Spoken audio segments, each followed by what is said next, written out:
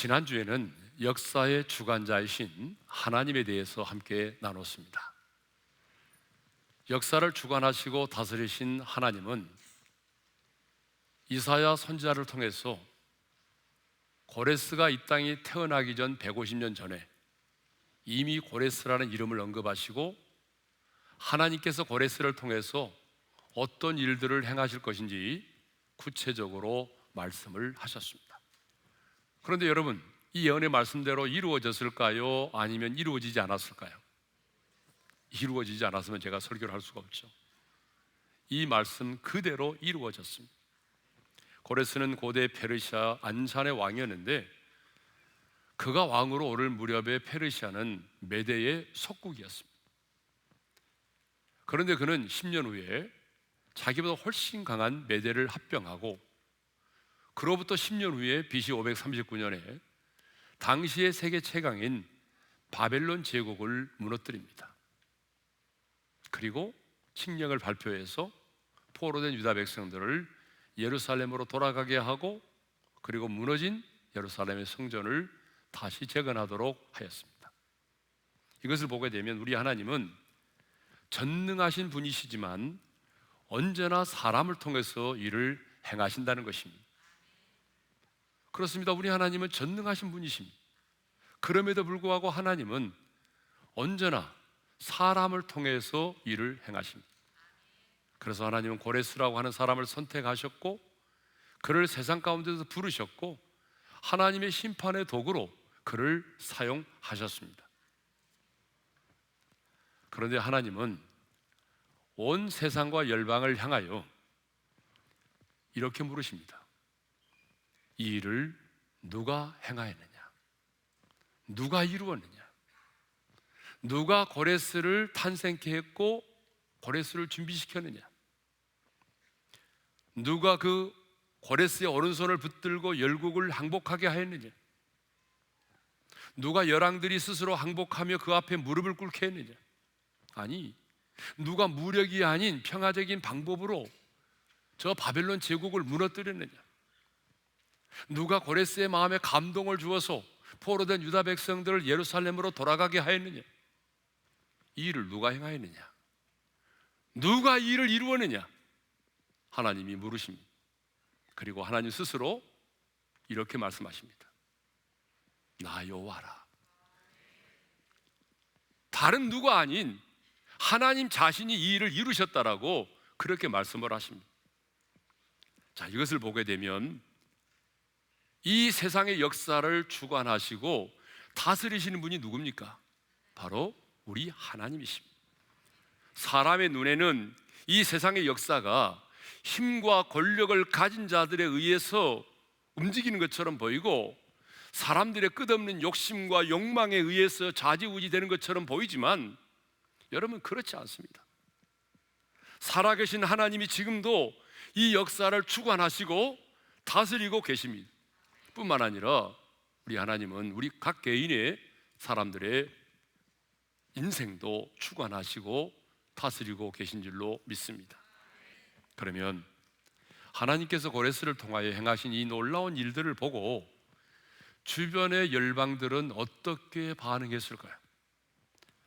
동방에서의 한 사람인 고레스를 하나님이 부르시고 그 고레스 앞에 열왕들이 무릎을 꿇고 항복하며 세계 최강인 바벨론 제국이 그 앞에 무너지는 것을 보고 그가 칙령을 내려서 포로된 자들이 각기 자기의 나라로 돌아가는 모습을 보면서 주변에 있는 열방들은 어떻게 반응했을까요?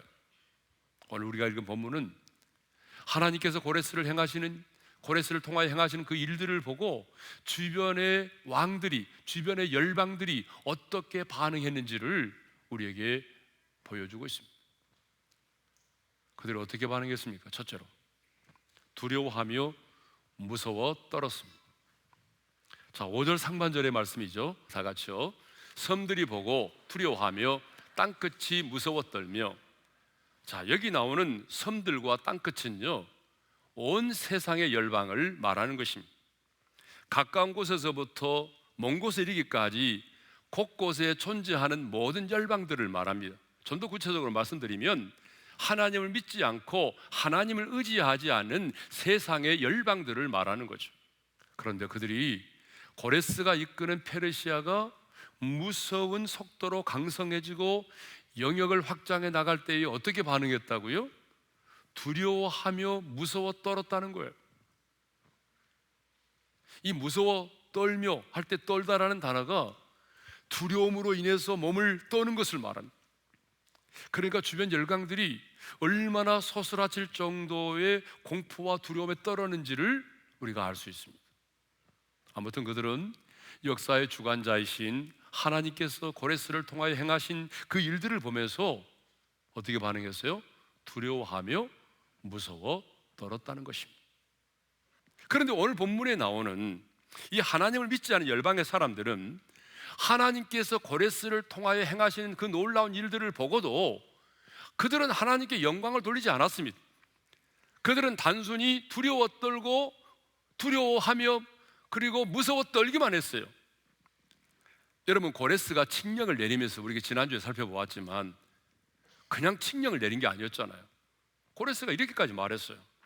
하늘의 하나님 여호와께서 세상의 모든 나라를 내게 주셨고 하늘의 하나님이 내게 명령하사 유다 예루살렘의 성전을 건축하라 했다. 분명히 고레스는 칙령을 내리면서 자기 자신의 사역의 배후에 하나님이 계신다고 말씀하셨고 하나님이 함께 하셨기 때문에 내가 이 모든 일을 이루었다라고 고백했는데도 불구하고 그들은 하나님을 보지 못했습니다. 배후에서 역사하시는 하나님의 손길을 보지 못했어요. 그래서 그들은 단순히 두려워 떨고 무서워하기만 했습니다. 두 번째 반응입니다.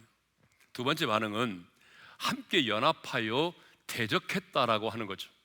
자, 5절 하반절과 6절의 말씀인데요, 우리 함께 읽겠습니다. 다 같이요.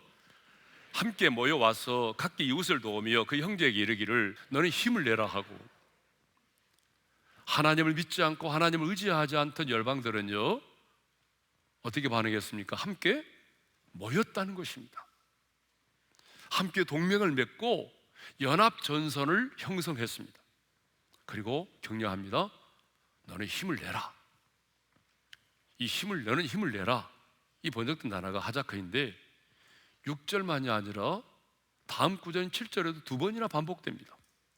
이것을 보게 되면 그들이 얼마나 서로 연합하기 위해서 서로를 격려했는지를 알 수가 있습니다. 이렇게 하나님을 믿지 않은 열방들은요 동맹을 맺어서 연합전선을 형성하였습니다. 실제로 역사가 헤로도투스에 의하면 바벨론과 리디아와 애굽의 왕들이 함께 모여서 동맹을 맺고 대책을 간구했다라고 기록하고 있습니다. 하지만 고레스가 이끄는 페르시아의 공격 앞에 그들의 연합전선은 무너지고 허무하게 무너지고 말았습니다. 여러분, 왜 열왕들이 속수무책으로 고레스 앞에 속수무책으로 당하였을까요? 그것은 하나님이 그 오른손으로 고레스를 붙들고 계셨기 때문입니다.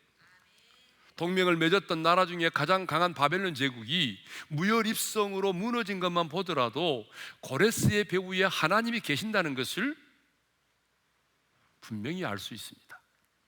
하나님을 믿지 않은 자들도 역사의 주관자이신 하나님께서 고레스를 통하여 행하시는 일을 보며 서로 힘을 합쳐서 어떻게 했어요?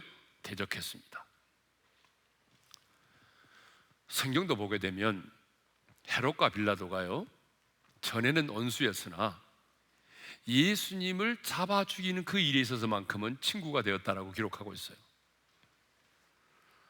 누가복음 23장 12절의 말씀을 읽겠습니다. 다 같이요. 헤롯과 빌라도가 전에는 원수였으나 당일에 서로 친구가 되니라. 전에는 원수였는데 당일에는 친구가 되었다는 거죠. 뭐 우리가 잘 알고 있는 것처럼 이 바리새인과 사두개인들 또 그 당시 종교 지도자들은 물과 기름처럼 하나 될 수 없는 사람들이었거든요. 그럼에도 불구하고 그들이 예수님을 잡아 죽이는 일에는 하나가 되었다는 것, 여러분 우리가 알고 있지 않습니까? 그런데 우리가 살고 있는 세상도 마찬가지입니다. 결코 하나 될 수 없는 자들이 평상시에 좋은 관계에 있지 않은 사람들이 어떤 자기들의 유익을 위해서 그들이 서로 하나가 되고 연합하고, 그래서 거짓 모함을 하고 거짓 증인을 하고 거짓 증언을 내세우기도 하고 불의를 행할 때가 얼마나 많습니까? 아마 여러분 인생을 살아오면서 그런 일들은 한두 번 정도는 경험하셨을 것입니다.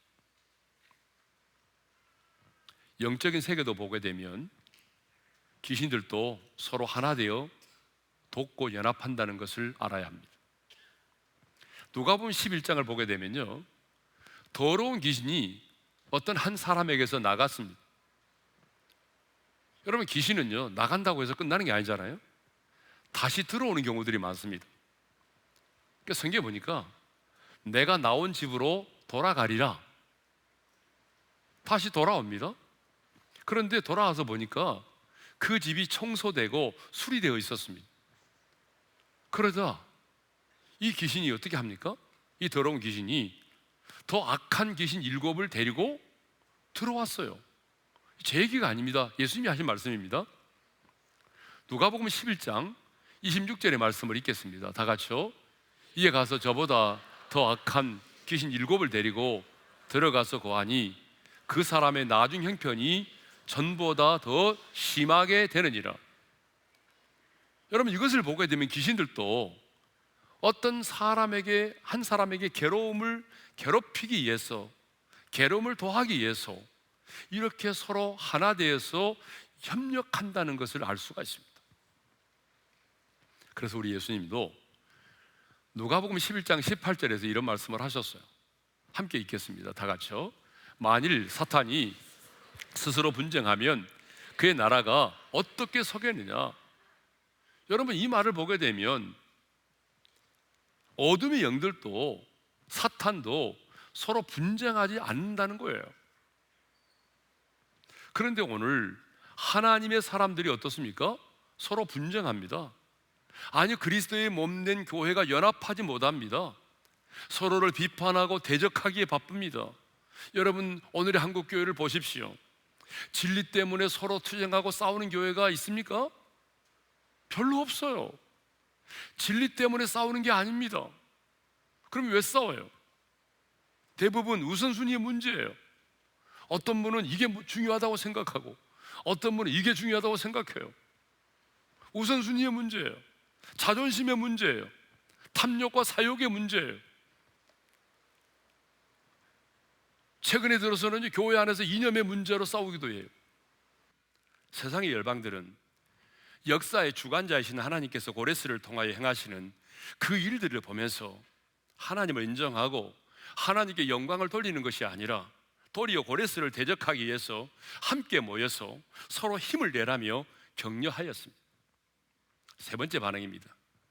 세 번째 반응은 우상을 만들며 우상을 의지했다고 하는 거죠. 자, 7절은요 우상을 만드는 장면이 묘사되어 있습니다. 자, 우리 7절의 말씀을 읽겠습니다. 다 같이요. 목공은 금장색을 격려하며 망치로 고르게 하는 자는 매질꾼을 격려하며 이르되 땜질이 잘 된다 하니 그가 못을 단단히 박아 우상을 흔들리지 아니하게 하는도다.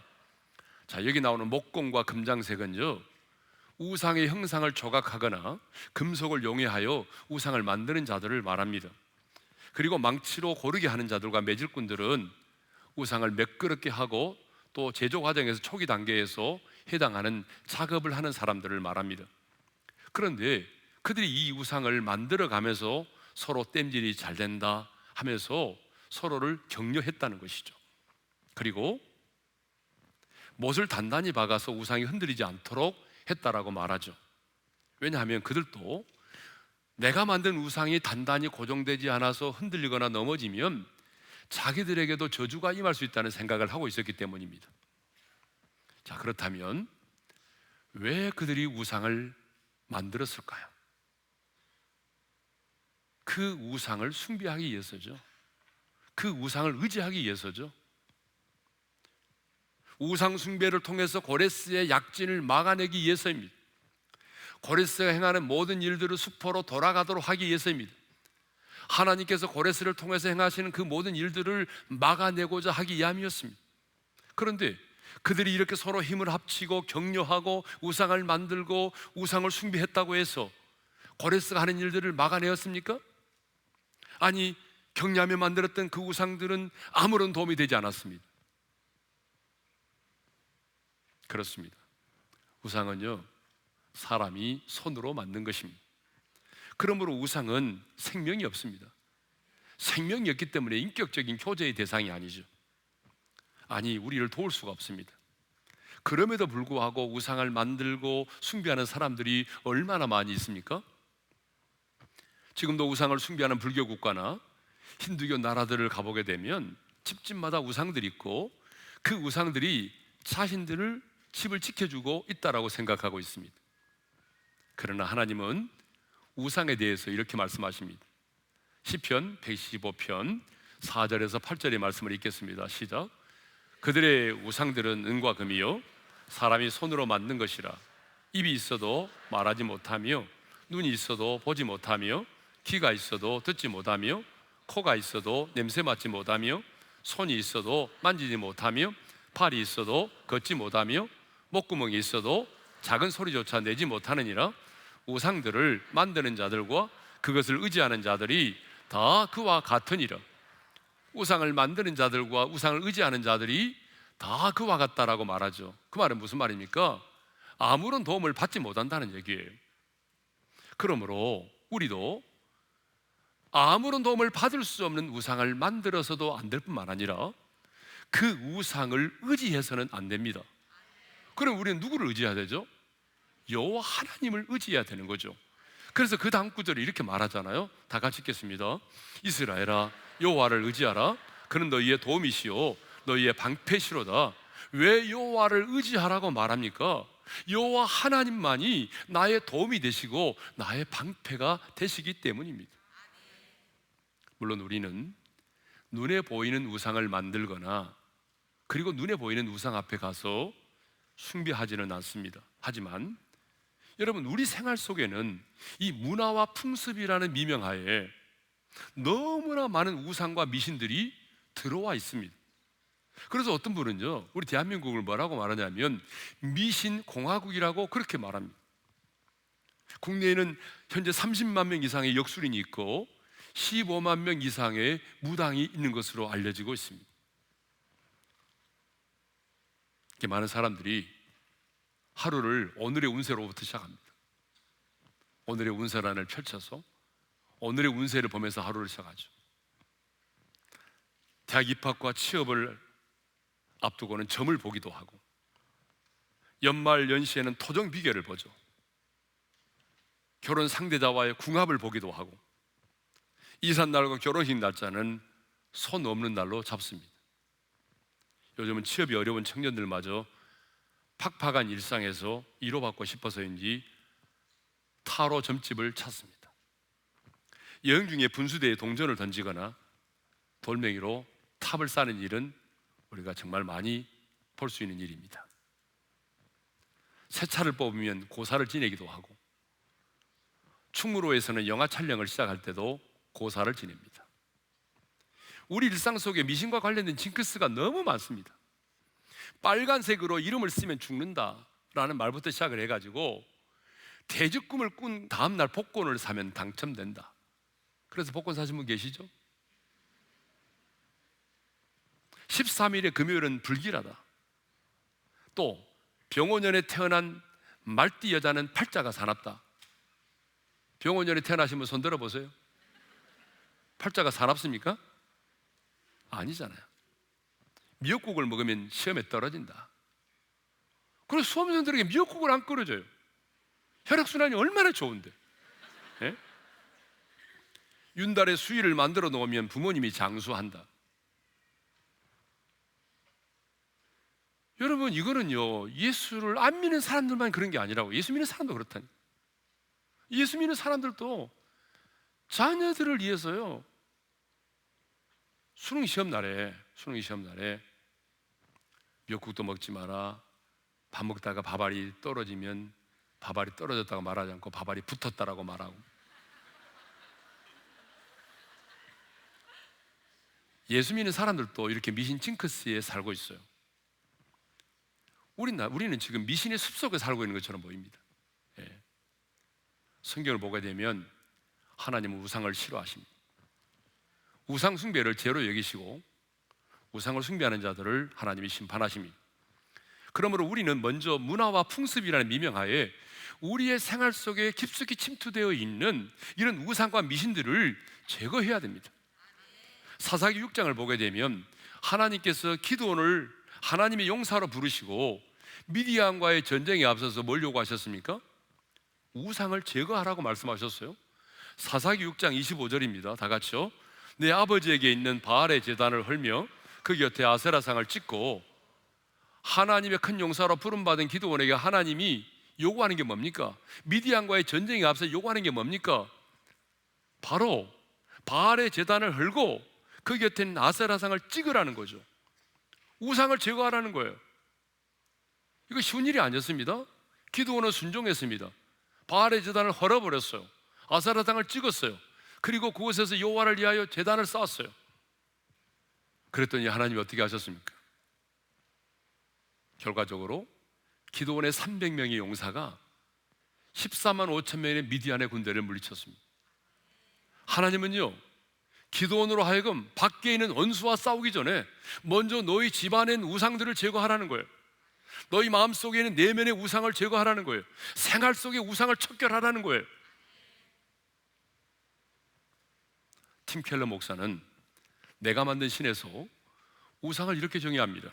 우상은 하나님이 만드신 선하고 좋은 것을 하나님보다 더 의지하고 사랑하는 대상이다. 그래서 그것이 없으면 불안하고 두려워하게 되는 것이 우상이라고 그랬어요. 그러므로 가족과 자녀도 여러분 우상이 될 수 있어요. 내가 하나님보다 더 사랑하고 의지한다면 여러분의 가족도 여러분의 자녀도 한순간 우상이 될 수 있는 거예요. 나의 직업도, 세상에서의 나의 사회적인 지위도, 나의 명석함과 아름다움도, 심지어는 나의 은사도, 교회 안에서 어떤 사역도 내 자신도 모르게 여러분 우상이 될 수 있는 것입니다. 말씀을 맺겠습니다. 정말 여러분도 하나님의 손에 붙들린 바 되어서 여러분 인생 가운데 하나님의 일하심을 보기를 원하십니까? 영적 전쟁에서 승리하기를 원하십니까? 그렇다면 먼저 여러분 안에 있는 우상을 제거하십시오. 그 영적 전쟁에 앞서서 여러분의 마음속에 있는 내면의 우상들을 제거하십시오. 우리의 생활 속에 깊이 뿌리고 뿌리 내려 있는 이 많은 이 우상들, 미신들을 척결하십시오.